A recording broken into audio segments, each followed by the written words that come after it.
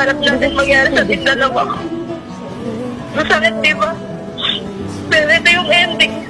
Malayong malayo sa pangarap nating dalawa noon na magkasamang tumanda. Pero ito binigay ni Lord. Siguro hindi tayo para sa isa't isa talaga. Nasaktan mo ako sobra, pero binibigay ko sa iyo ang kalayaan. Maging masaya ka sana. Nakalimutan na lang kita. Napakahirap. Hindi ito yung pinangarap ko eh.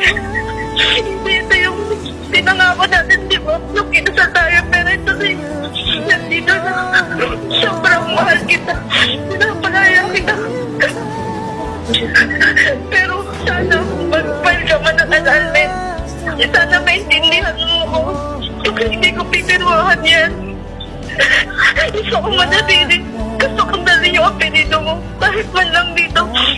Asawa pa rin kita. Saka sa apelido na lang.